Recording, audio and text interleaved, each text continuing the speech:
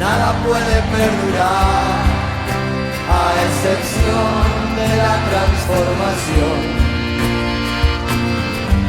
¿Cuándo fue la última vez que sonreíste de tan solo recordar? Buenos días, hoy es buenos días porque nos reunimos temprano. ¿Cómo estás, Emi? Sí, nos levantamos temprano, pusimos la alarma, nos bañamos, nos pusimos prolijitos, todo para recibir a nuestro invitado de hoy. Bien, se va contenta. Tenemos un día muy precioso, lindo. Sí, un día precioso, y es nuestra primera entrevista internacional. Sí, tal cual. Así que estamos muy nerviosos, pero va a salir bien. Presentamos entonces a Luis Fernando Lezama. Él es escritor, es también de la universidad, estudiante de la universidad. Me estoy recibiendo ahora. Muy bien. Y además integrante de Distintas Latitudes, que es una red de medios de comunicación de Centroamérica, ¿puede ser? No, o América Latina en general. Sí. Buenísimo. Gracias por la aclaración. Está muy bien que me corrija. Gracias por venir, Luis. No, bienvenido. Gracias a ustedes, la verdad, emocionado, lindo día nos tocó para charlar y pues feliz de estar aquí. Bueno, gracias. No, gracias de verdad por venir. Sabes que nosotros arrancamos el programa con un tema, una canción, y en una partecita de la canción, que es siempre con lo que abrimos las entrevistas, dice: ¿cuándo fue la última vez que sonreíste con tan solo recordar? ¿Cuándo fue la última vez que sonreíste cuando te acordaste de algo? Mira, el otro día fui a la Biblioteca Nacional a ver esta muestra de Cortázar, creo que se llama Instrucciones para Viajar, y la verdad es que me emocioné, me puse a llorar porque cuando llegué a Buenos Aires vivía fascinado por todo lo que veía, y a veces uno se le olvida tanto tiempo estar acá, lo maravilloso que es esta ciudad, y ese momento, estar ahí leyendo todo lo que Cortázar decía de Buenos Aires, me emocionó y me volví a ver todo nuevo, digamos. Y me puse a llorar. Te renovó la mirada. Me renovó la mirada, esa fue la última vez. Porque bueno, recordar también te emociona, ¿no? Obvio, sí, claro. Por supuesto. ¿Cuánto hace que estás acá en Argentina? Estoy desde el 2016. ¿Y de dónde venís? Porque Claro. bueno, no lo comentamos todavía. No, se habrán está dado bien, cuenta por la tonada. Vengo de Honduras, pero no de la calle en la que estamos. Pero estamos en la calle Honduras. Y qué casualidad, ¿verdad? Ahí fue la quinela. Justo. Vengo de Honduras, vine en el 2016 a estudiar letras a Puan, pero me cambié rápidamente después a comunicación en la UBA siempre. Me cambié en el 2017 y después me fui en el 2020 por la pandemia, estuve en Estados Unidos un año, después me fui a Honduras a trabajar en medios de comunicación un año también y volví en el 2022 a terminar la facu. Lo primero que me llama la atención de lo que nos estás contando es ¿por qué te cambiaste de letras a comunicación? Fíjate que cuando recién llegué a Buenos Aires empecé a ir a la feria del libro, empecé a ir a talleres, conocí a Marcelo Di Marco, un escritor del género de terror, no sé si lo ubican, pero tiene un libro maravilloso de redacción, taller de corte y corrección, de creación literaria. Leí uno que se llama Trilogía de... no me acuerdo 25 noches de insomnio, ¿puede ser? No me acuerdo. O el fantasma del Reich, bueno, puede ser. Tiene una trilogía de cuentos de terror muy buena que se llama 25 noches de insomnio. Conocí a Marcelo y Marcelo empecé a ir al taller de él. Justo vivíamos los dos en Palermo a nada, a 3 cuadras. Yo vivía en Paraguay y Scalabrini y él vivía en Paraguay y Borges. Ahí al toque. Empecé a ir al taller de él, iba todos los días, o sea, me encantaba ir. Y Marcelo me decía, bueno, ¿y qué haces en letras? Yo estaba en el CBC, ojo, no estaba yendo a Puan. Recién estabas empezando. Claro, estaba yendo a Ciudad Universitaria. Y Marcelo me dice, mira, si pensás que te vas a recibir de escritor en letras, no es así. Claro. Me empezó... Más bien de crítico literario. Exacto. A ser... revisa bien el plan, me dijo. Y empecé a ver sintaxis, lexicografía. Y dije, no, esto no es lo que me gusta. A mí me gustan las historias. Yo había estudiado periodismo en Honduras, en la Universidad Autónoma de Honduras, 2 años. Y la verdad es que me había gustado. Y dije, no, voy a pasarme a Comu. Justo tenía una amiga hondureña que estaba unos años adelante, Carol Pujol, que se recibió y todo se fue a Honduras de regreso. Y ella me decía, mira las clases que llevo, hablamos de Charlie, hablamos de Maradona, estaba llevando el Seminario de Cultura Popular y Masiva. Y yo dije, esto es lo que me encanta a mí, Charlie, es por acá. Maradona. Sí, no sentarme a corregir ni nada. Claro. Sí, claro, bueno, el plan de letras tiene toda una parte que tiene que ver con la lingüística, la semiótica, además de los idiomas. Estudias latín, griego, es como... Claro. Por más que te guste la literatura, igual hay todo otro costado que historia de la lengua, qué sé yo, ¿viste? Más complejo. Sí. Después tenés las literaturas, que es la parte que a nosotros nos gusta más, pero bueno, te tenés que comer toda esa parte. Y ¿Cuándo empezás a escribir? Yo empiezo a escribir muy joven en Honduras. De hecho, mi primer libro es un libro de poemas. Lo publiqué cuando tenía 16, 17 años. Estaba ahí por graduarme del colegio. Gracias a un escritor hondureño, Julio César Anariba. Era mi profesor en colegio. Y él siempre nos ponía a escribir en la clase de literatura. Claro. Teníamos español y literatura. Y en la clase de literatura él nos ponía a escribirnos. Nos daba como consignas de taller. Yo no tenía ni idea que era un taller literario.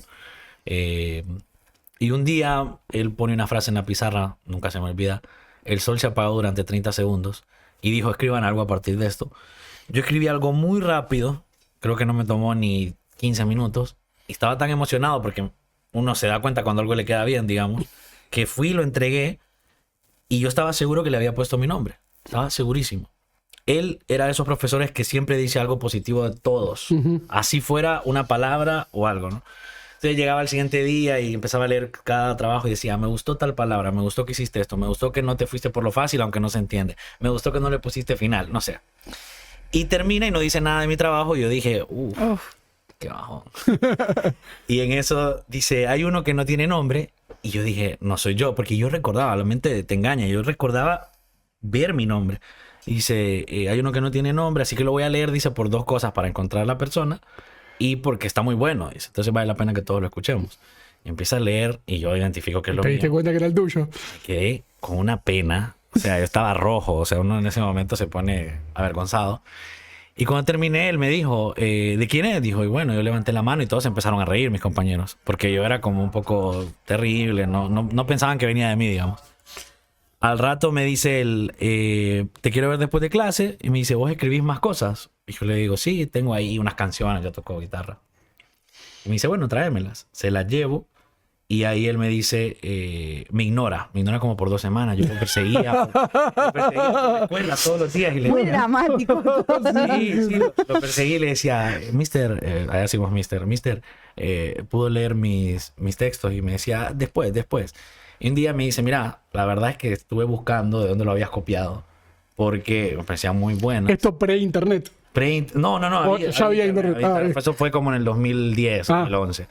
Pero él buscaba en internet y buscaba en libros y todo. Y me dice, A ver, ¿de dónde te lo habías copiado? claro, y me dice, mira, la verdad es que no encontré nada. Y Muy argentino todo. sí, Toda la historia es muy argentina también, ¿eh? y me dice, mira, te quiero ver después de clase todos los días, cuando podás, corregimos poco a poco tus textos. Y él me empezó a enseñar a escribir. O sea, me enseñaba cosas básicas, cambiar la sintaxis, cambiar una palabra por otra, pero me explicaba de una manera muy pedagógica. Me decía, no pongas pasa el tiempo, me acuerdo. Me decía, poner pasa el tiempo, baja otro verso, el tiempo, punto, otro, el tiempo, punto. Y así da la sensación de que el tiempo está pasando. Esas cosas te abren la cabeza cuando estás niño. Recontra.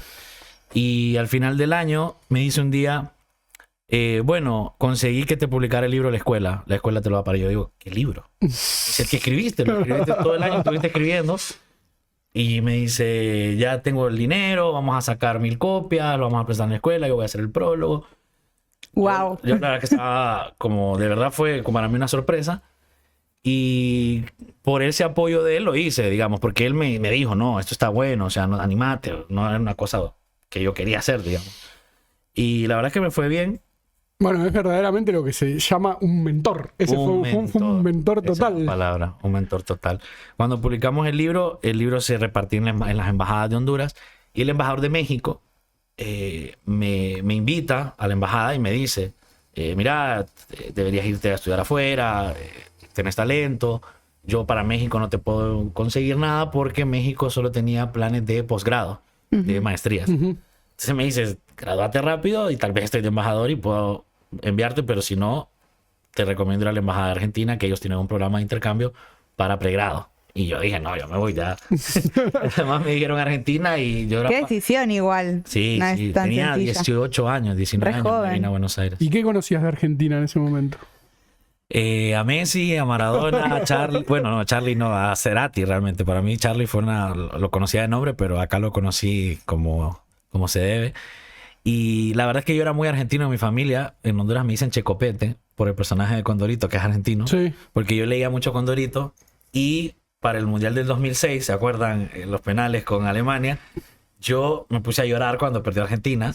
No sé por qué. ¿Pero de dónde te nace ese Yo digo- cariño? Yo Bueno, digo, viste que dicen que el argentino nace donde quiere. Sí, Así claro. que es más o me menos. sentía premonitoriamente argentino, supongo, y me puse a llorar, pero desesperadamente me fui a meter detrás de la lavadora de mi casa. Y mi papá me sacó de ahí por teléfono, consolándome porque él andaba de viaje. Y me decía, vos no sos argentino. Una crisis de identidad, además. Muy bueno. Muy bueno. Muy bueno. Y eso era todo, pero era muy fanático de Argentina, de Maradona, de Messi, de Kun. Yo era muy atlético de Madrid, soy muy atlético de Madrid. Y el Kun era el ídolo máximo en ese tiempo de Claro. Atlético. Yo cantaba El Kun Agüero, papá. Todas las canciones de cumbia que sacó con los Leales, la canción de cumbia que Bueno, te llegó por el fútbol, primero que nada, Argentina. Nada de literatura, nada. Y qué, perdón, yo quiero ir más a la decisión de venir acá, porque es, nada, sentarte, me imagino, a charlar con tu familia, planificar. Ok. Y después también cuando llegaste acá, ¿con qué te encontraste de todo eso que decías, ¿no? Que conocías y que no conocías? Pues la verdad es que mi papá no era muy atípico. Mi papá no era el típico papá de él que no le gustaba que escribiera, que no le gustaba que... No, al contrario, más bien era como una presión, era como, eso es bueno, hacerlo, andate. Entonces me dice, no, Buenos Aires, estuve leyendo, es como París. Mi papá nunca había venido, por supuesto. Me dice, le dicen el París de América Latina, ahí estuvo Borges, Cortázar. En ese momento yo ya leía a Borges y a Cortázar y a Sábato. Alfonsina, Storni, digamos los clásicos. Y me dice, anda y busca un escritor que te enseñe. Y de paso estudiás. O sea, pero siempre fue algo secundario la facu. Claro. Tanto para mí como para mi papá. Al revés de lo que Al revés. siempre pasa, que te dicen, no, primero estudiar y después hacer Claro. lo que te gusta. Claro. Y cuando me vengo, pues como te digo, no fue difícil la decisión porque mi papá de hecho me acompañó a la embajada. Fue muy chistoso porque como el embajador de México me había recomendado con una carta con la agregada cultural de Argentina, que recuerdo estaba como una camisa de un prócer hondureño cuando llegamos, me dice, ¿y qué quieres estudiar? Y le digo, quiero estudiar letras. Y entonces yo la veía que ella estaba en la computadora y escribía y me dice, bueno, aquí está, ya estás inscrito en la UBA.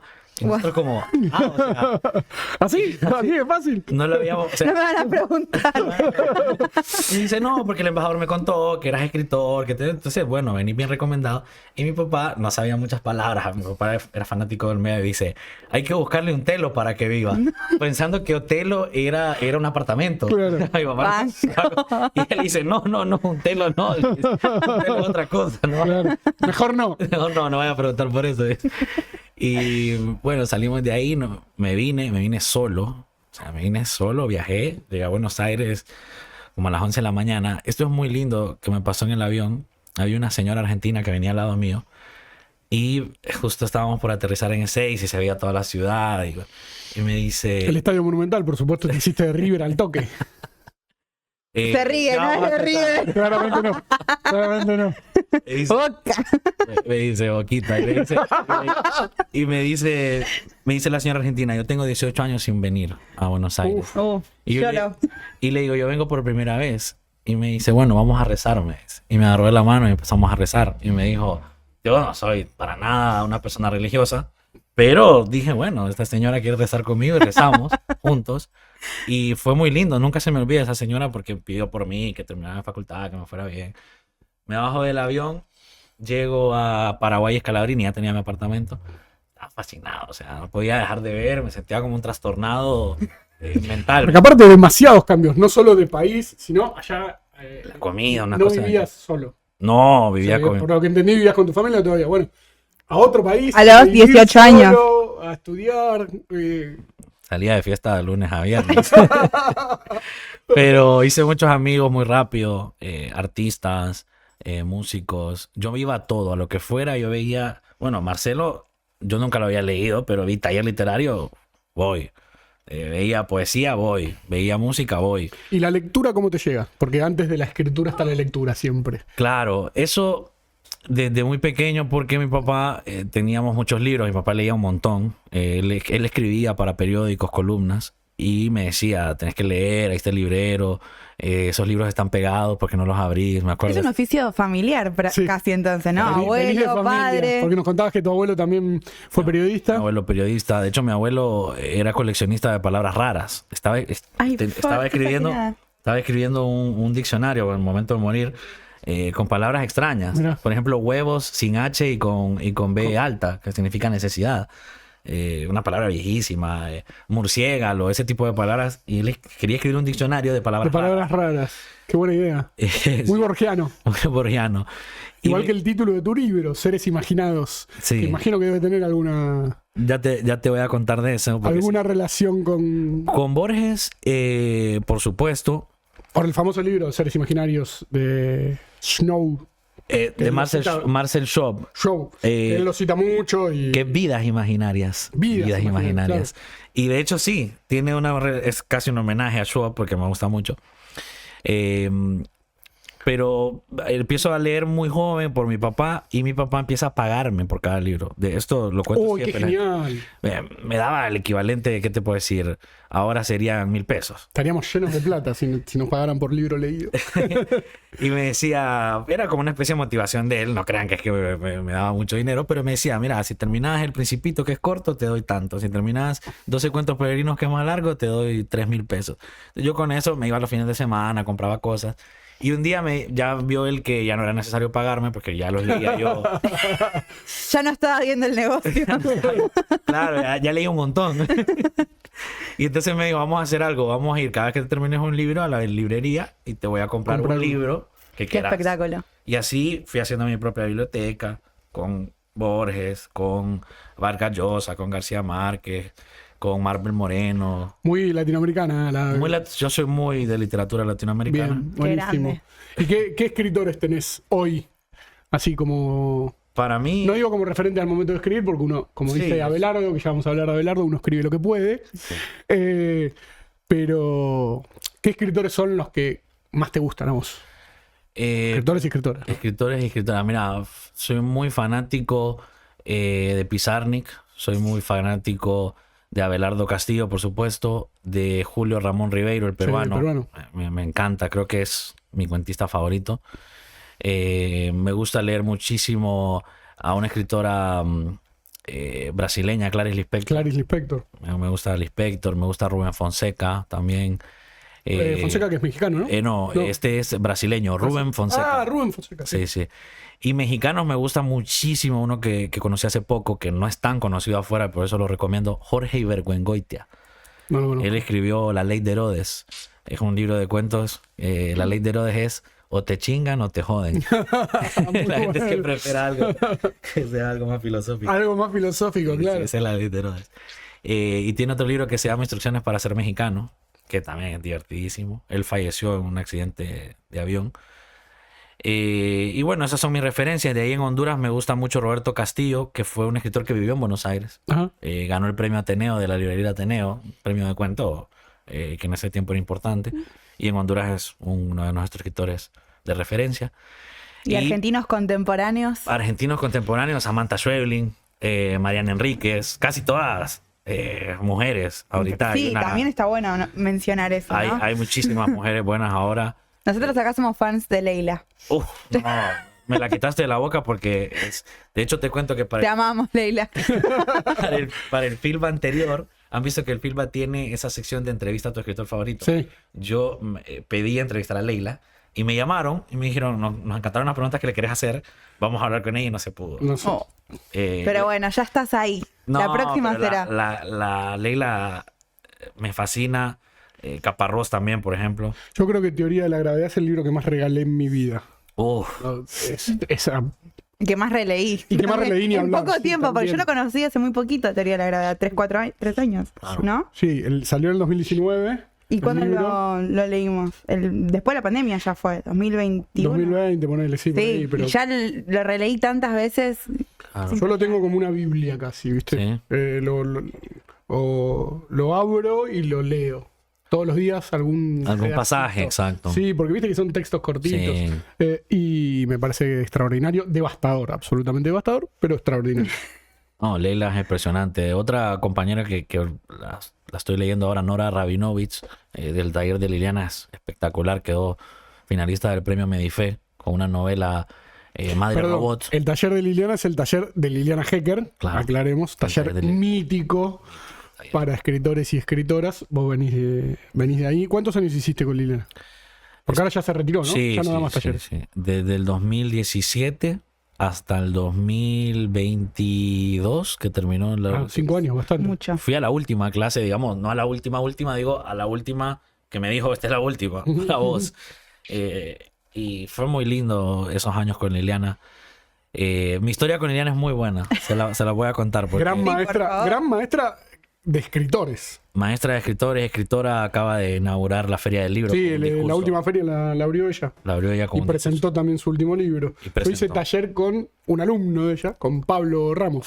discurso. Ella también. Bueno, maravillas también habla de Liliana. Sí, Pablo también es muy Y buen Ceci, otra entrevista que tuvimos Ceci, hace que poco. también la tuvimos acá. Y ahí viene el contacto con Luis. También estuvo con Liliana. Pero contanos tu historia con Liliana. En realidad, yo llego a Liliana por Abelardo, porque Marcelo Di Marco me recomienda a Abelardo. Me enseña una copia de Israfel, la obra que hace Abelardo de Poe, Sí, sí.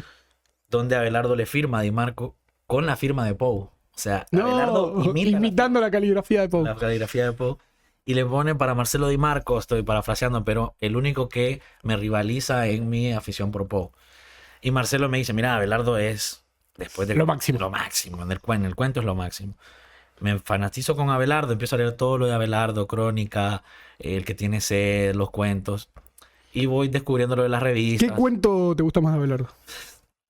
La madre de Ernesto. A ver, Pero después de ese, Cruce del Aqueronte me gusta mucho, me gusta Trisleville, me gusta Las Panteras del Templo, El Hacha Pequeña de los Indios. Esta pequeña de los indios es una clase magistral de escritura. Yo siempre que puedo lo meto en algún lado porque en una página y media o menos da una clase magistral de cómo escribir. Cómo escribir un cuento. Bueno, sigamos con Y- tu camino hacia Liliana. Y yo decía, me acuerdo que le mando a mi papá cosas de Abelardo, mi papá jugaba ajedrez y Abelardo también y me dice, mira, es fanático del ajedrez, deberías ir a buscarlo. Mi abuelo fue campeón de ajedrez en Honduras también. Y yo no juego ajedrez, pero no es que soy para nada ni un amateur.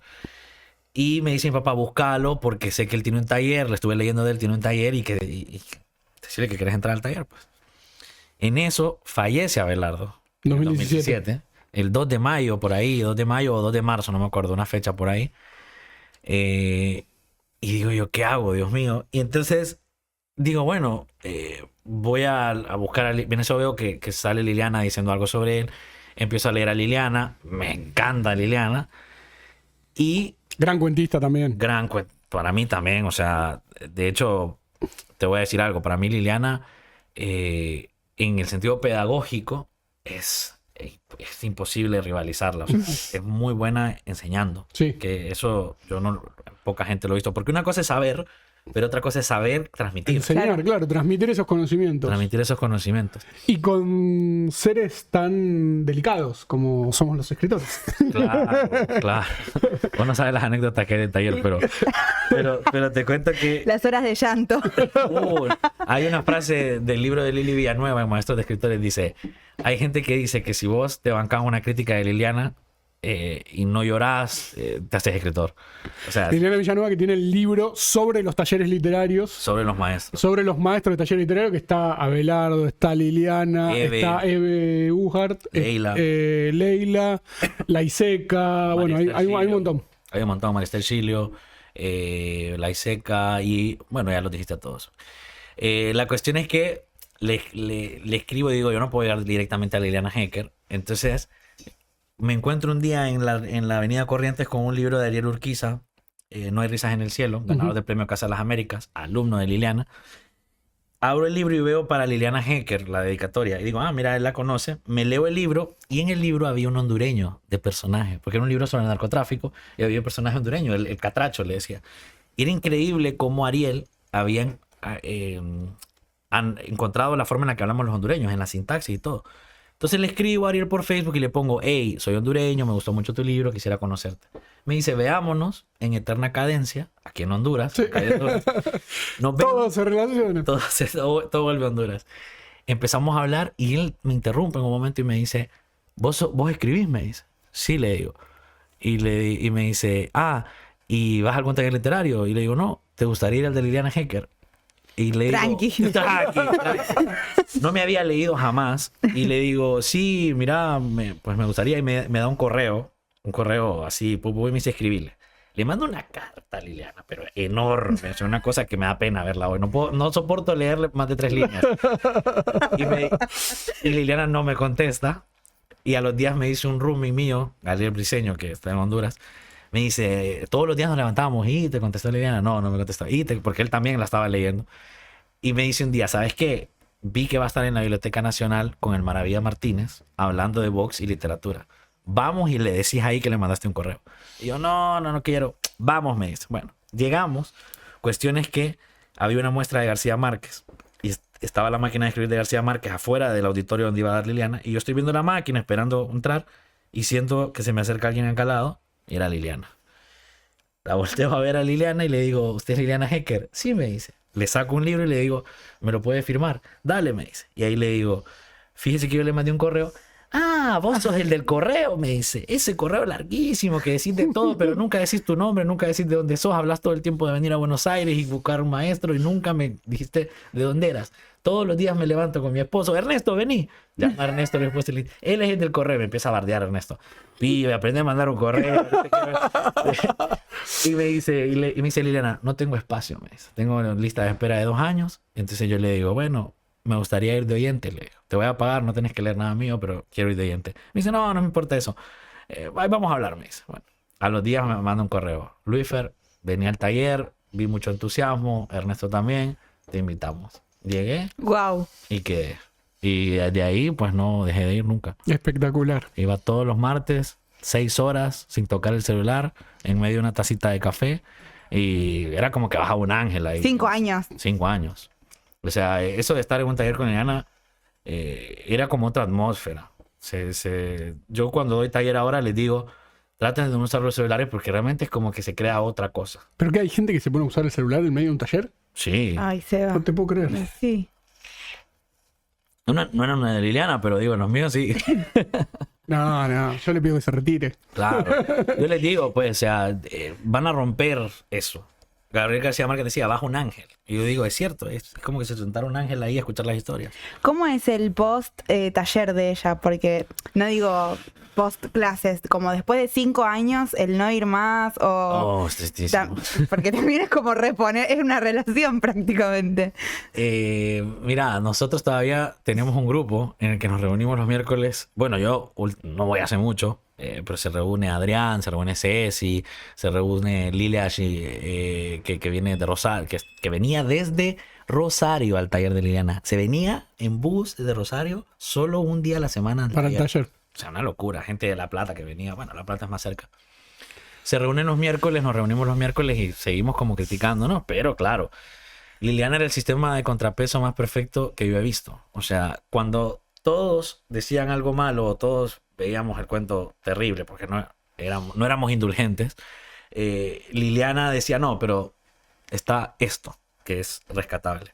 Y cuando todos eran, no, qué cuentazo, Liliana decía, sí, pero se está repitiendo o algo así. Siempre, no sé si lo hacía adrede, no sé, pero era un contrapeso perfecto.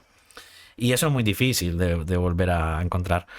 Pero creo que hay un momento donde uno ya también tiene que seguir solo. Claro. Y creo que también es bueno para todos y ha sido bueno para todos. Y para ella, por supuesto, que terminó su novela maravillosa, Noticias sobre el Iceberg. No, y cambias el rol también, porque A los ahora sos 80. vos el que estás dando talleres, que también Claro. es otra experiencia. Bueno, no sé hace cuánto que los das, pero también es otra experiencia. Es que en sí yo siempre, nunca he dicho esto y nunca se lo he dicho a Liliana, pero Liliana te enseña a dar taller básicamente. O sea, más allá de enseñarte, porque ella dice, yo no te enseño a escribir. Y tiene razón, vos aprendés, dice, pero al aprender a escribir también lo que sí te enseña, creo yo, y eso tal vez ella también lo va a negar, pero sí te enseña a tratar con gente, o sea, a tratar en un grupo. Porque hay gente que no se lo aguanta, hay gente que se va, hay una anécdota que yo no estaba, pero de alguien que en su turno de leer leyó su carta de renuncia al taller. Se paró y se fue. O sea, salió por la puerta. Y hay gente que no se lo banca. Es nuestra Miranda Presley. Liliana era muy fuerte a veces. O sea, de verdad que yo ya sabía cuando iba a decir algo terrible porque se reacomodaba en la silla. Y yo decía, aquí viene con todo. Viene con todo. Y yo creo que, como vos decís, eso se continúa porque yo sigo como eso de tratar de seguir un poco la forma en la que ella daba el taller. Y trato de mantener ese mismo carisma que tenía Liliana. Pero Es imposible. es imposible, es complicado. Sí, y es muy difícil esto que decía Amy, después de un taller así, hacer otro taller con alguna otra persona. A mí me pasó lo mismo con Pablo, hice 4 o 5 años también con él, y después intenté ir a algún otro lugar, pero no sentía que no había ninguno igual. Bueno, obviamente salvo Liliana, ¿no? Era la única que podía llegar a estar... Yo te digo, yo dejé de buscar porque después del taller de Liliana hice un par de llamas 1 a 1 con otros escritores. Fui al taller de Luciano Lamberti, que me encantaba. Lamberti, un genio también. Gran escritor.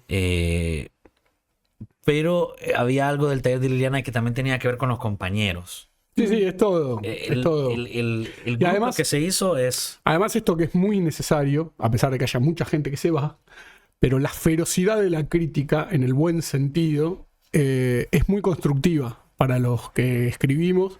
Y además sabes que cuando viene algo bueno, es real también. Porque, bueno, cuando te tiran palo con todo, pero cuando viene algo bueno es real. Entonces, cuando viene algo bueno, también la satisfacción es más grande después. Tenés razón en eso. Claro que si siempre fuera bueno, vos ya estás seguro de que el día que sí es bueno, decís, claro, si estos me tiran duro todo el tiempo, esto tiene que ser muy bueno. Para decirte que todo es genial, hablas con tu mamá, ¿viste? Y Totalmente. Mi mamá no podía creer cómo todavía no me habían dado el premio Nobel de Literatura. No lo entendía. Se lo dieron a ese muerto de hambre de García Márquez. Y no te lo dieron a vos todavía. Bueno, entremos en el libro que muy amablemente nos trajiste. Seres imaginados. Seres imaginados. Me encantó la tapa y es linda la edición. Contanos de qué va. Pues yo desde el 2020... ¿De qué va? ¿Cuánto tiempo te llevó a escribirlo? Sí. ¿Cómo fue ese trabajo? Como sabrán, yo también estudié Comu en la UBA y siempre me gustó el periodismo narrativo, que se le llama así, digamos, la crónica, el perfil, el ensayo. Y empecé en el 2020, a partir de la pandemia. La primera nota que está ahí que escribí fue porque fui repatriado de Estados Unidos a Argentina, no Honduras. No Honduras. Porque justo tenía yo la Vos dijiste, yo soy argentino, ¿por qué Honduras? No. Me llamaron de la Embajada de Argentina en Estados Unidos y me dicen, ¿estás bien? ¿Necesitas algo? De verdad, algo muy lindo. Y yo, no necesito nada. Mis papás vivían en Estados Unidos y le digo, no, estoy con mis padres, estoy bien. Bueno, si necesitas algo, avísanos. En eso me llaman y me dicen, mira, hay un vuelo de repatriados, ¿quieres regresar? Bueno, regreso y me toca ir al aeropuerto de Miami, que es uno de los más grandes del mundo, vacío. O sea, era una cosa... rarísimo. Muy distópico. Muy distópico. Ver a los guardias con el celular, o sea, totalmente relajados en el aeropuerto de Miami. Ver las tiendas, esas megatiendas que parece un mall, un shopping, totalmente vacías. Y con unos carteles así como bien positivos, nos vemos pronto. Volvemos a vernos pronto. Imagínate, te estoy hablando de 2020, mayo, por ahí. Principio. Principio. Marzo, abril, mayo. Por eso. Yo creo que para mayo ya estábamos todos en el caos absoluto. Claro, ya estaba todo el mundo deprimido. 20 de marzo. Estornudaba uno y le pegabas una trampada en mayo. 20 de marzo se decreta el aislamiento acá en Argentina. Claro. O sea que en mayo estábamos ahí en los peores momentos. Los peores momentos. Ya habían pasado 2 meses y ya veía uno que iba para largo. Y me toca viajar y veo muchas cosas raras. Por ejemplo, que los pilotos ya no iban al lado, sino separados. Que la gente ya no se abultaba para subirse al avión. O sea, y empecé a escribir de eso. Y yo siempre digo que uno se enamora en los aeropuertos como 20 veces. ¿No? Y que ya no le podía uno ver ni la cara a la gente. O sea, todas esas cosas. Y que de alguna manera nos igualaba eso.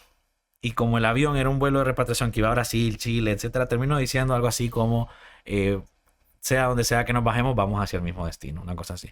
Escribo eso y lo publico en un medio en Honduras y la gente me empezó a escribir que estaba muy bueno. Entonces empiezo a seguir escribiendo a partir de eso, crónicas, después empiezo a hacer perfiles, después empiezo a hacer ensayos. Todo gira alrededor de Honduras. O sea, son cosas que me pasaron en Honduras casi, salvo la crónica esa del viaje que venía a Argentina.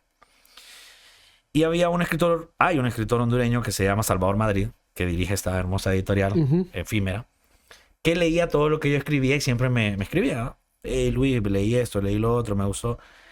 Y hace un año más o menos él hace un festival hermoso en las montañas de Honduras que se llama el Festival de los Confines, que este año, por ejemplo, tuvimos a Robert Pinsky, que es Premio Nacional de Literatura en Estados Unidos, que sale en un episodio de Los Simpsons y que tiene un asteroide con su nombre. O sea, No es poca cosa. poca cosa. Sí, qué lindo lo de ese festival. Después nos contás más. Dale. Así Y- vamos. Así agendamos.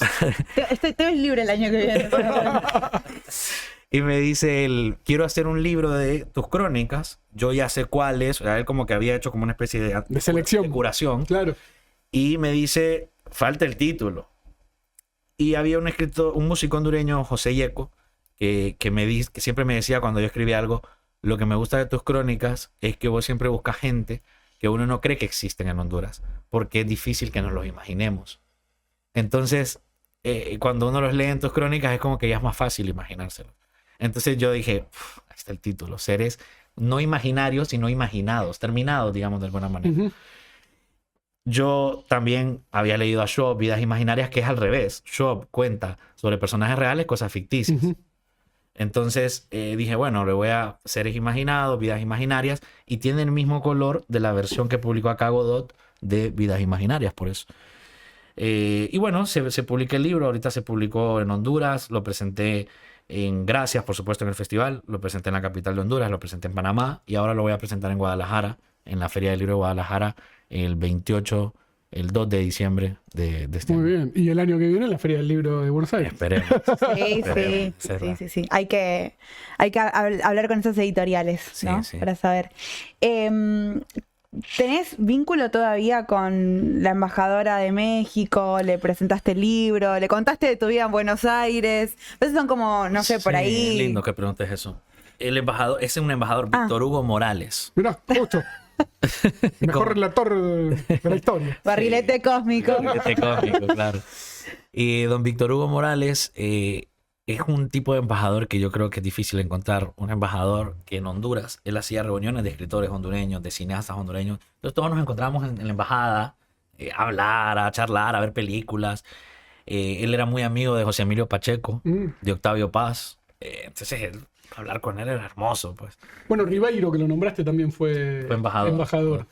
Y te hablaba de ellos como decirte, no, sí, estoy hablando hace poco con él, para nosotros era hermoso. Y el embajador siempre que yo publico algo me escribe y me dice, pues no me lo dice, pero yo siento que se siente como recompensado de haberme apoyado, porque me apoyó. Él patrocinó muchos libros de escritores hondureños en Honduras. Ahora es embajador en Perú. Y sí, siempre nos hablamos. No lo he vuelto a ver al embajador, espero encontrármelo. Pero siempre mantengo relación con él. Con la agregada cultural de Honduras, de Argentina en Honduras, no. Ella se fue.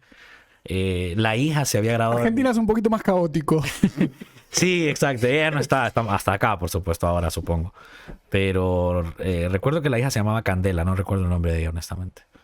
Pero sí, siempre... Digo, porque por ahí son como, no sé, personas o gestos que a veces uno después... No. No sé. Con quienes sí mantengo relación siempre, por ejemplo...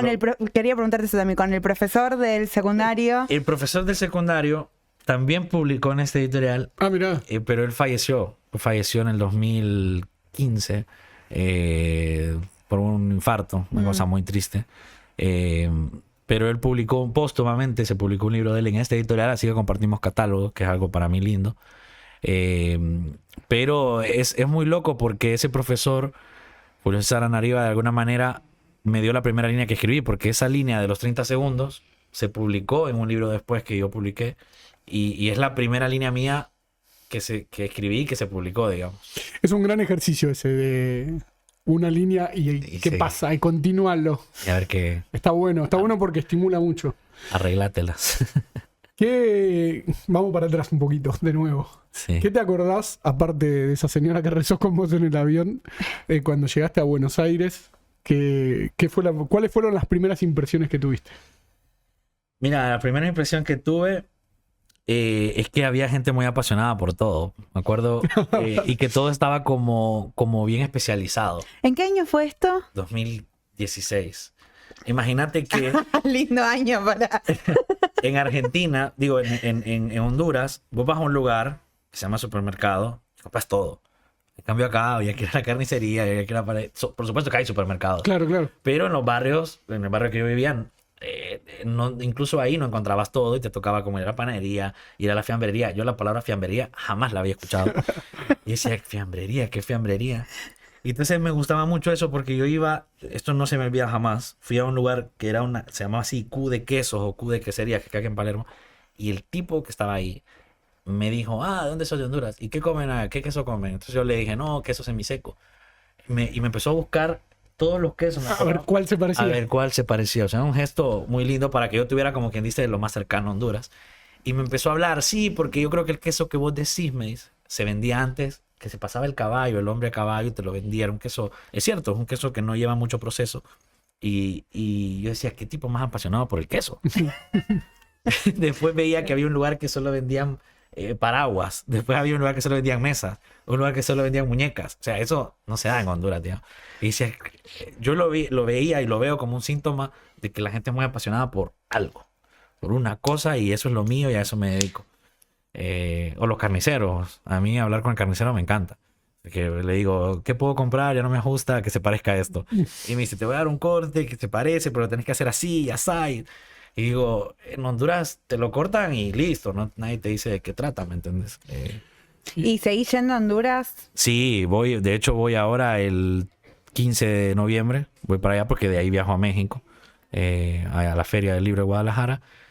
¿Tu papá volvieron a Honduras? Sí, mi mamá volvió. Mi mamá volvió. No están ya en Estados Unidos. Sí, ya no en Estados Unidos. Mi mamá volvió a Honduras. Mi hermana vive en San Francisco, pero mi mamá sí está en Honduras. De hecho, estuvo en las presentaciones y todo. Pero... ¿Y vino a visitarte por acá? Mi mamá viene a visitarme el próximo año. Bien. Viene, no había venido porque estaba en Estados Unidos. Ya tenés que armar un tour para que conozca al señor del queso. Sí, por supuesto. ¿Y tu casa hoy es Argentina? Sí. De hecho, cada vez uno siente más que no está regresando, digo, que no está viniendo, sino volviendo. Y eso lo fui sintiendo más o menos como desde el 2000, después de la pandemia. Me di cuenta cuando volví, dije, ¿Extrañabas acá? estoy acá, bro. Estoy acá otra vez. Mañana veo a Liliana, por ejemplo. Es como la vida es distinta. Es otra vida. ¿Qué estás escribiendo ahora? Si es que estás escribiendo algo. ¿O qué estás intentando? Mira, ahora terminé un libro de cuentos que casi todos los corregí en el taller con Liliana. Y que le di un tiempo para que De descanso. Y ahora se va a publicar en México, espero, o acá. Estamos ahí se puede publicar en otros lados, o sea, Sí. estamos ahí viendo qué ondas. Y estoy escribiendo ahora más cuentos. A mí me gusta mucho el cuento, soy fanático del cuento, fundamentalista del cuento. Y estoy escribiendo periodismo también, siempre. Crónicas, perfiles. Ahora estoy trabajando un pequeño documental, un corto documental, audiovisual, por supuesto. No es escribir, pero es contar historias. Bueno, pero siempre Es lo mismo. parte de la escritura de un guión, de un texto, de algo. De la revista Ornitorrinco. Ah, de y Liliana, Abelardo. Silvia y Abelardo. Justo por eso estuve ayer con Silvia. Ahora nos vas a contar eso. Sobre el periodismo, ¿qué te gusta de Argentina? No como qué te gusta leer o conocer sobre el periodismo, sino como qué te enamoró también, porque creo que hay algo acá, esto que vos decís, como que uno es apasionado y uno... Nada, eso se nota también, ¿no? Como En el periodismo. Uh-huh. Sí, a mí me gustó mucho desde que llegué a Página 12. Me gustaban mucho las notas que se publicaban ahí. Sobre todo me gusta también leer notas viejas de Página 12, el primer Página 12. Es el último medio masivo con grandes firmas. Exactamente, es el último medio masivo con grandes firmas. Me gusta leer mucho Anfibia. Creo que Anfibia me cambió la vida. O sea, cuando descubrí Anfibia fue cuando empecé a descubrir a Leila, a Alarcón, a toda esa gente. Caparrós, Eliezer Budasov, bueno, el mismo Bianchini, toda esa gente. También me gusta, ¿cómo se llama? Redacción. Redacción me gusta mucho. Me gusta La Garganta Poderosa. Me gusta, me gusta ANCOM de la UBA. Estuve en ANCOM. Estuve en, no sé si conocen Ancom. Participando. Es la agencia de comunicación de la Sí. Facu de Sociales. Y me gusta Agencia Presentes, que la dirige Maru Ludueña. Y Fornaro, Ana Fornaro. De hecho, también he escrito para Presentes, estando en Honduras, porque como ellas son una red regional, Regional. escribí cuando quedó la primera presidenta mujer de Honduras. Y bueno, esos medios y de ahí de escritores, casi todos los que están en un libro muy pequeño que se llama La Argentina Crónica. Ujú. No sé si lo han leído, Sí, sí. pero se los recomiendo. Pero para mí el referente, digamos, total es Art. O sea, me encanta Los Aguafuertes. O sea, eso para mí es lo más poderoso. Y Rodolfo Walsh. Si te tengo que quedar con dos, me quedo con Walsh. De hecho, cuando fui a la primera feria del libro, había una maquinita que te recomendaba libros. Y te hacía preguntas, no sé si la recuerdan. Y a mí me recomendó Operación Masacre. Mira. Y nunca lo leí como por 2-3 años, hasta que me tocó leerlo en la facu. Y yo dije, no, es este tipo. O sea, ¿cómo? Ya como empieza. Este tipo es una bestia literaria, ¿me entendés? Para contar. Yo el primer escritor con el que me transformé en lector apasionado fue Arlt, cuando leí Los Siete Locos. Fue el primer libro que... No el primero, pero de ahí. Porque el primero fue el de Tolstoy. El amor de Iván Ilich. Así que agarré y lo leí, viste, de un tirón. Cuento. Pero después con Los Siete Locos fue para mí un antes y un después en la vida. Y me hice recontra fanático de Arlt. De hecho, hasta ayer leí de nuevo, que ya la había leído, la crónica que hizo Leila. No crónica, sí, Perfil. un perfil que hizo de Arlt, como de 70, 80 páginas, Lo conozco. que está inédito, pero está publicado en Zona de Obras, no. ¿En Frutos Extraños? No. No, En el que sacó por la Universidad Diego Portales de Chile. Bueno, no importa, ya me voy a acordar. Está en ese libro, Jamás lo está había- inédito, en medios no lo publicó nunca, es 70 páginas, es un perfil, casi te diría un librito, que es alucinante. Y Art me parece el escritor, primero el primer escritor moderno de Argentina, y después un escritor total, absoluto, porque escribió teatro, periodismo, novela, cuento, todo lo hizo de manera extraordinaria. Y hablando del periodismo, muchos de los grandes escritores latinoamericanos fueron periodistas, Sí, fundamentalmente. Sí. Nombraste García Márquez, Vargas Llosa, Ribeiro, Rivero, Pacheco. Pacheco, Walsh, Onetti, bueno, todos, digamos, todos los grandes. Revueltas, José Revueltas, Todos los grandes fueron periodistas. Octavio Paz, de hecho, también. Octavio Paz, Rubén Darío fue periodista. Claro, bueno, sí, José Martí, si nos vamos para atrás José también. Martí, las crónicas de Martí, hay una Son que increíbles. se llama El terremoto de Charleston, que es brutal. Vos lees esa crónica y no tiene nada viejo, o sea, no tiene polvo esa crónica. Vos la lees y sentís que pasó ayer ese terremoto. Es muy bueno, Martí. Diga. Bueno, así que estás con cuentos. Estoy con cuentos y de hecho ahora, esto lo quiero contar porque es muy emocionante. Este mes se lanza en la editorial Páginas de Espuma, no sé si lo vi. Sí. Sí. Esta editorial de cuentos maravillosa e imposible que hizo Juan Casamayor en Madrid, que es una editorial solo de cuentos. Sí, solo de cuentos. Y ahora creo que incluye ensayos. Está de aniversario este año, cumple 25 años. Y están haciendo una antología de escritores menores de 40 años, de latinoamericanos, iberoamericanos, digamos. Y la antología la está haciendo Jorge Volpi y se titula Primer tomo de Tlón, que es como un homenaje a Borges. A Borges. Y estamos haciendo... Gran fanático de Borges. Volpi. Claro, ya la hicimos, de hecho, porque ya se va a publicar. Hicimos el 11º tomo de la enciclopedia esa del cuento. Hicimos el tomo de Schlaer a Schanger. Y bueno, yo escribí una entrada, se va a publicar. Qué bueno. Somos 20 escritores. ¿Hay fecha de eso? Se supone que sale entre esta semana, ¿no? Ah, ya. Sí, por eso. Ayer justo... Estamos de festejo. de festejo, exacto. Y para mí es muy emocionante. 1, porque es Páginas. 2, porque es Borges. Y 3, porque es el aniversario. Claro, todos juntos. Todo junto, estoy muy contento. Eso es lo último, digamos, que se va a publicar ahorita. Que se va a poder leer, digamos. Y que va a estar aquí, digamos, en el Ateneo y en todos esos lados. Hay una pregunta que no le hacemos hace un montón, que me parece que con Luis va, que es, en el caso de que tengas diario íntimo, que no sabemos si lo tenés o no lo tenés, Sí. ¿qué es lo último que escribirías? O, bueno, no sé.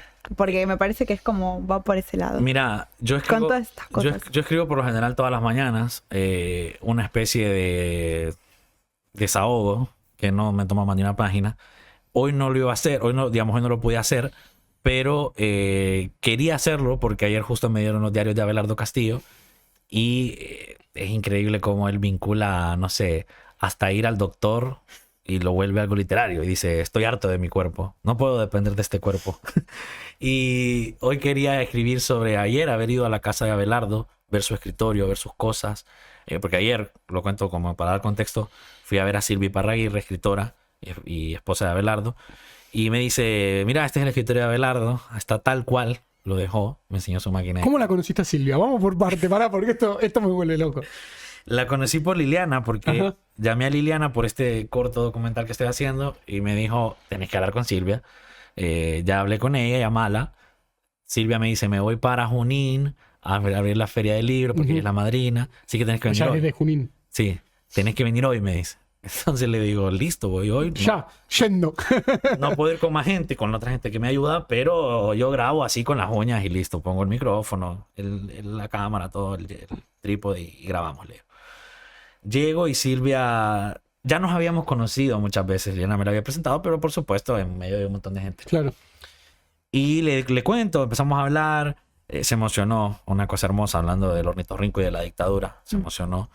Y en eso, pues yo le digo, mira, yo la verdad es que no conocí a Abelardo, pero lo quiero. Hay días que me pongo las entrevistas de Abelardo y me pongo un cordero con piel de lobo y me pongo a tomar escuchando a Abelardo hablar, porque... Bueno, pensé que era el único que hacía eso. Te iba a decir eso. Pensé ¿En que era serio? el único que hacía. No, sí. Uy, ya veo lo que se viene. Las entrevistas. Podemos hacerlo juntos. Sí, claro. Próximo corto, ustedes dos tomando una botella Las de vino. entrevistas de Abelardo y Dionetti son como los dos que... Ah, sí, la de... Siempre hay veces que los necesito. Y Abelardo más que nadie porque necesito escucharlo. Viste que en el documental este que estrenaron, que no es un documental, en No. realidad es una entrevista larguísima, Larguísimo. pero no es un documental, pero no importa, está buenísimo. ¿Cómo está con él? Lo extraordinario es eso, es recuperar su voz, su forma de decir, Humor. su humor. Tiene muchísimo humor. Bueno, la pasión. Esto que hablábamos al principio de la pasión de los argentinos. Si hay alguien apasionado, es Abelardo. Claro, y justo contestándote la pregunta, ayer que fui, es muy... Bueno, me enseñó Silvia fotos con Ferlinghetti, fotos con Borges. Me contó que Abelardo conoció a Bobby Fischer, campeón mundial de Sí, ajedrez. de ajedrez. Claro. Imagínate para Abelardo lo que habrá sido. Y después me llegué a mi casa, me puse a leer sus diarios y te juro que besé el libro. Dije, qué hermoso, porque me lo dio Silvia. Me dijo, ¿tenés los diarios? Y le digo, tengo el tomo 1, pero... Te faltaba el 2. El 2 y me dice, te lo regalo. Y que me lo diera ahí en la oficina de él, todo eso para mí son cosas que valen mucho más que nada. Ese libro lo tenés que Sí, es encuadrar. místico. Claro, para Lo tenés mí que es- encuadrar. Y quiero escribir sobre eso, quiero escribir sobre Abelardo, porque de alguna manera me han pasado cosas muy lindas con Abelardo. Una vez en un taller del Filba con Fabio Moravito, yo leo un cuento mío, era un taller así de gente desconocida, de esos que da el Filba. Yo leo un cuento y está ahí, no me acuerdo del nombre, porque era una escritora argentina, y ella me dice, Luis, mira, yo soy alumna de Abelardo, fui alumna de Abelardo, y cuando leí tu cuento, porque los mandamos por correo, pensé en Abelardo, Mirá. porque creo que le hubiera gustado mucho leer este cuento. Entonces yo dije, wow, qué lindo. Esas son cosas que me gustan. Y después Moravito dijo, sí, dice, tiene como esa fuerza, por supuesto, salvando las distancias, dice, pero de los cuentos de Abelardo. Dice. O sea, es que mis cuentos, ese libro que voy a publicar, son de como adolescentes. Entonces, claro, San Pedro, pero Esa primera etapa de Abelardo, los Claro. cuentos crueles, digamos. Sí, exacto, pero no, de verdad que no lo hice adrede sino que yo me crié en un barrio de Bueno, pero ya está en tu inconsciente. Claro, está en mi inconsciente. Las influencias son esas. Pero se parecen mucho, claro, porque San Pedro La atmósfera. es una atmósfera de pueblo y los barrios de Honduras tienen esa atmósfera, digamos. Claro. Como muy cerrado, muy de una Bildungsroman así de cuentos. ¿me entiendes? Claro. Y nada, eso es lo que hubiera escrito ahorita de Abelardo. ¿Y cómo fue el encuentro con Silvia? Además yo quiero volver ahí. ¿Te ofreció café? Además de su emoción Sí. por recordar cosas y todo. El café estaba muy bueno. No se lo dije, pero realmente me sorprendió porque yo soy muy cafetero en Honduras. Es un país cafetero. El café de Claro. Honduras se lo full recomiendo. Aquí venden, en esta calle hay un café que vende café hondureño. Y dije, uy, qué buen café. Y en eso empezamos a hablar de la entrevista. Y Silvia, justo yo había visto una entrevista a Abelardo donde le preguntan a Abelardo qué es lo que más le gusta de una persona. Y él dice, el humor primero y la inteligencia. La inteligencia. Y después se corrige y dice, bueno, es que el humor Es lo mismo. es cierto tipo de inteligencia. Y después le preguntan, ¿cuál es tu posición más preciada? Y dice, Silvia. Y entonces le digo a Silvia, puchica, realmente para mí conocerte, poder hablar con vos, empezamos a hablar de Bakhtin, porque Silvia tiene un lado académico. Es profe, claro, sí, Claro. sí, profe de letras. Empezamos a hablar de Bakhtin, de Saussure, de Verón, y es hermoso hablar con ella de esos temas también. Me empezó a contar de Borges, de que Ella fue alumna. Ella fue alumna de Borges. fue alumna de Borges. Y Gracias a eso, Abelardo conoce a Borges. exacto, tiene una foto de que Abelardo lo dice, gracias a Silvia. Hay una historia que cuenta muy graciosa, A ver. muy divertida del encuentro ese con Borges. No importa, es larga. No. Pero después la charlamos. Pero Y lo emocionante de estar con Silvia también fue hablar sobre lo que fue el ornitorrinco. Lo que fue el ornitorrinco en un momento de autoritarismo / muchas cosas peores. Pero que de alguna manera toca este momento también. El Ornitorrinco, para los que nos vean, es la revista literaria que crean después del Grillo de Papel. Después del escarabajo. Después del Escarabajo de Oro y después del Grillo de Papel. O sea, es la tercera revista literaria que crea el grupo de Abelardo, Liliana y Silvia Iparraguirre, fundamentalmente, con Vicente Batista. Piglia. Y había, bueno, mucha gente, pero Irene Gross. fundamentalmente ellos tres, como consejo directivo, en plena dictadura. En plena dictadura. Coincide la revista, la dictadura del 76 al 83 y la revista es del 77 al 85, 86 por ahí. Claro, pues ellos le cierran el Grillo, no, El escarabajo. el Escarabajo de Oro, se lo cierra la dictadura, entonces por eso arman otra. Y hablábamos de eso, le digo, Silvia, Me interesa saber qué piensa ella, o sea, la comparación que dijiste de Claro, la revista con el contexto le actual. digo, ¿qué valor hay en el arte? Le digo, en momentos así. Entonces me dice, mira, es que el arte sobrevive a todo, me dice. Mira, y no lo hablo por la dictadura, me dice. Si sobrevivió a Auschwitz, me dice, va a sobrevivir a todo. Había un poeta judío, no recuerdo el nombre, me dijo, que dijo, yo pensé que se había acabado la poesía, porque él estuvo en Auschwitz. Y no. Y eso prueba que el arte atraviesa cualquier cosa. Entonces, a Porque es mí- una necesidad humana. Claro, entonces ella me dijo, a mí, por supuesto me indigna, me molesta, pero no me preocupa, me dijo, lo que está pasando porque sé que el arte va a sobrevivir. Ojo, no estoy diciendo que no hay que quedarse Sí, de quieto, brazos cruzados, claro. pero sé que no lo van a poder destruir y eso es una calma que hay que tener. ¿Y te contó alguna historia de esa época? Uf. ¿Alguna que nos puedas contar, cortita? Sí, me contó, por ejemplo, que ella en ese tiempo daba clases y habían compañeros de ella que desaparecieron, que ella los vio ese día y en la tarde preguntó por ellos y ya no estaban más. Me contó que con Abelardo los detuvieron una vez y claro, como Abelardo era más canoso, se veía mayor que ella, por supuesto, porque era mayor Era que ella, mayor. era mayor que ella. Los detuvieron y los separaron y lo querían acusar a Abelardo como de inmoral por andar, ya estaban casados. Y Abelardo, por suerte, dice ella que ella nunca quiso, Abelardo no quería que ella fuera de Castillo, no quería que fuera Iparraguirre de Castillo, pero ella sí quiso y lo puso. Dice que eso lo salvó, porque una vez los agarran en la calle, los separan, empiezan a acusar a Abelardo, los oficiales, de ser un inmoral, Claro. se lo querían llevar, y Abelardo le dijo, fíjese, quite el dedo, le dice, porque él tenía la cédula, si quita el dedo, le dice, se va a fijar que dice de Castillo. Y él lo quitó y dijo, bueno, Se salvaron por se eso. salvaron por eso. O sea, una cosa terrible, imagínate lo que hubiera pasado si no pone Silvia el de Castillo. Ujú. O sea, una cosa... Silvia me dijo ayer algo que lo tengo grabado y que va a ser una parte que va a estar en el documental. Me dijo, yo estoy aquí de casualidad. O sea, es una cosa que no podría no estar. Sí, Y eso claro. Sí. Ellos fueron muy, en esa época, muy consecuentes con esta idea de quedarse, a pesar de todo. Imagínate, en ese contexto, dictadura militar, haciendo una revista literaria. Ahí nacen los talleres también, según lo que cuentan. Sí. Y Abelardo, siendo un escritor ya conocido, Silvia estudiando literatura. Claro. O sea, eran números puestos. Ellos seguían mucho eso, ¿no? Lo de Sartre, los compromisos sartreanos. Ujú. Pero más allá de eso, también Silvia me dijo algo que yo creo que es cierto. Me dice, a Abelardo no le gustaba hablar de eso. O sea, no le gustaba decir, yo estuve aquí en la dictadura.